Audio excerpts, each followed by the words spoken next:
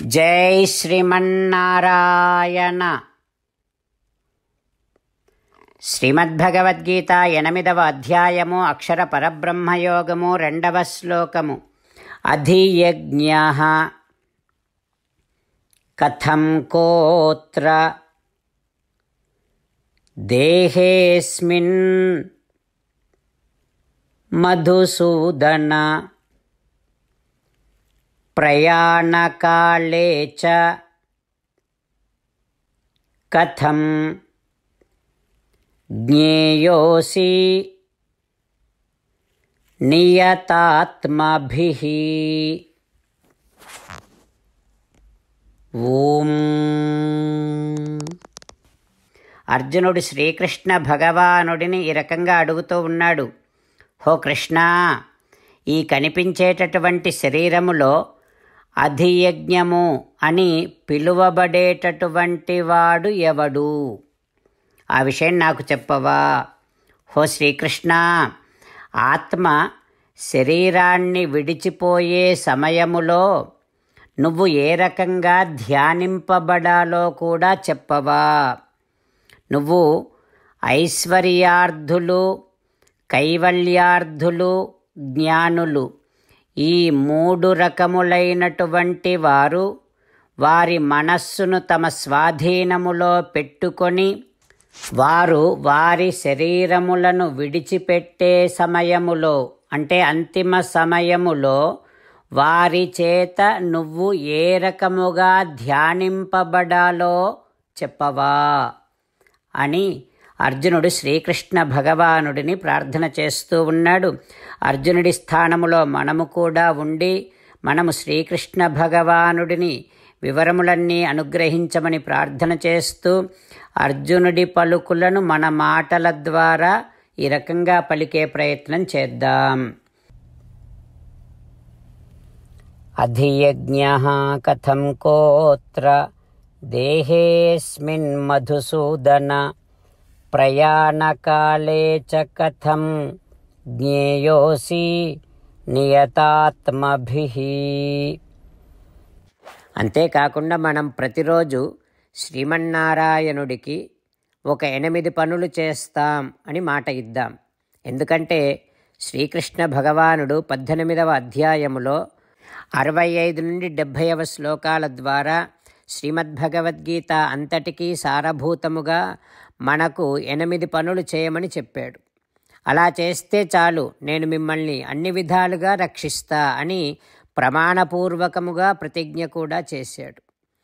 అందుకని శ్రీమద్భగవద్గీతను అంతటినీ విన్న తర్వాత అర్జునుడు కూడా చివరకు కరిష్యే వచనం తవ, కృష్ణ నువ్వు చెప్పినట్టే చేస్తా అని అన్నాడు. కనుకనే భగవానుడు అర్జునుడికి అన్ని విధాల విజయాన్ని అందించాడు. మనం కూడా ప్రతిరోజు శ్రీమన్నారాయణుడికి ఆ రకంగానే మాట ఇద్దాం. 8 పనులు చేస్తాం అని మనము మాట ఇస్తే అది అష్టాక్షరీ మహామంత్ర జపము చేసినటువంటి ఫలితాన్ని మనకు ప్రతిరోజు ఇస్తుంది. ఇట్లా మాట ఇవ్వటం కంటే గొప్ప పూజ, యజ్ఞము, తపస్సు మరొక్కటి లేనే లేదు. అందుకని నేను అంటూ ఉంటాను, మీరు మనస్సులో భావిస్తూ ఉండండి. ఈ రకంగా మనము మాట ఇస్తూ ఉంటే శ్రీకృష్ణ భగవానుడి ముఖారవిందములో కలిగేటటువంటి ఆనందాన్ని మనం ప్రతిరోజు దర్శిద్దాం, ఆస్వాదిద్దాం. జై శ్రీమన్నారాయణ. హో శ్రీమన్నారాయణ, నువ్వు చెయ్యమన్నట్టే నేను నిన్నే సంతతము ధ్యానము చేస్తూ ఉంటా.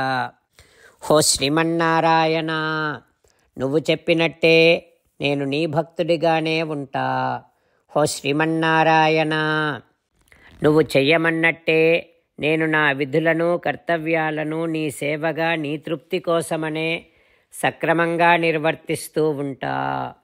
హో శ్రీమన్నారాయణ, నువ్వు చెప్పినట్టే నేను నీవాడిని అనే మహావిశ్వాసముతో నీకే నమస్కరిస్తూ ఉంటా. హో శ్రీమన్నారాయణ, మామేకం శరణం వ్రజ, నన్ను ఒక్కడిని మాత్రమే శరణు వేడుకో అని నువ్వే అన్నావు కనుక నేను నిన్ను ఒక్కడిని మాత్రమే శరణు వేడుకుంటా. ఓ శ్రీమన్నారాయణ, మా శుచః, ఇక దుఃఖించకు అని నువ్వే నాకు భరోసా ఇస్తున్నావు కనుక నేను ఇక దుఃఖించను. ఓ శ్రీమన్నారాయణ, నువ్వు చెప్పినట్టే నువ్వు నా కోసమని అనుగ్రహించినటువంటి శ్రీమద్భగవద్గీతను ప్రతిరోజు కనీసము ఒక్క శ్లోకాన్నైనా జ్ఞాపకం చేసుకుంటూ శ్రీమద్భగవద్గీతను అనుసంధానము చేస్తూ ఉంటా. ఓ శ్రీమన్నారాయణ, నువ్వు చెప్పినట్టే నువ్వందరి కోసమని చెప్పినటువంటి శ్రీమద్భగవద్గీతను తెలియని భక్తులందరికీ తెలియచేసే నా వంతు ప్రయత్నాన్ని నేను నిరంతరము కొనసాగిస్తూనే ఉంటా. ఓ శ్రీమన్నారాయణ, నేను నువ్వు చెప్పినట్టే చేస్తా, నీకు నచ్చినట్టే ప్రవర్తిస్తా, నీకోసమే పని చేస్తూ ఉంటా. కరిష్యే వచనం తవ. ఇప్పుడు శ్రీమద్భాగవతాన్ని అనుసంధానం చేసుకుందాం. శ్రీమద్భాగవత గ్రంథానికి నమస్కారం. నిగమకల్పతరోర్గళితం ఫలం సుఖముఖాదమృతద్రవ సంయుతం పిబత భాగవతం రసమాలయం ముహురహో రసికా భువి భావుకాః. శ్రీసుఖ యోగీంద్రుల వారికి నమస్కారం. యం ప్రవ్రజంతమనుపేతమపేతకృత్యం ద్వైపాయనో విరహకాతర ఆజుహావ పుత్రేతి తన్మయతయా తరవోభినేదుః తం సర్వభూతహృదయం మునిమానతోస్మి.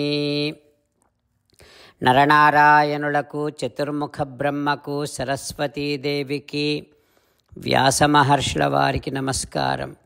నారాయణం నమస్కృత్య నరం చైవ నరోత్తమం దేవీం సరస్వతీం వ్యాసం తతో జయం ఉదీరయేత్. శ్రీమద్భాగవతము 10వ స్కంధము 10వ స్కంధములో 51వ రోజు. సూత మహానుభావుడు శౌనకాది మహర్షులందరికీ ప్రవచనం చేస్తూ ఈ రకంగా చెబుతూ ఉన్నాడు. ఓ మహర్షులారా, శ్రీసుఖ యోగీంద్రుల వారు పరీక్షిన్నరేంద్రుడికి శ్రీమద్భాగవతాన్ని ఉపదేశం చేస్తూ ఇలా చెబుతూ ఉన్నాడు. ఓ పరీక్షిన్నరేంద్ర, వసుదేవుడు తనకు పుట్టినటువంటి బాలుడిని తీసుకొని నందవ్రజాన్ని చేరుకున్నాడు. అక్కడ ఉన్నటువంటి వారందరూ కూడా గాఢ నిద్రలో ఉన్నారు. అప్పుడు వసుదేవుడు సుతం యశోదాశయనే నిధాయ తత్సుతాం ఉపాదాయ పునః గృహాన్ ఆగాత్. తన కుమారుడిని యశోద శయ్యపైన పడుకోబెట్టి యోగమాయారూపిణి అయినటువంటి యశోద పుత్రికను తాను తీసుకొని మళ్ళీ వెనక్కి వచ్చి కారాగృహంలోనికి వెళ్ళిపోయాడు.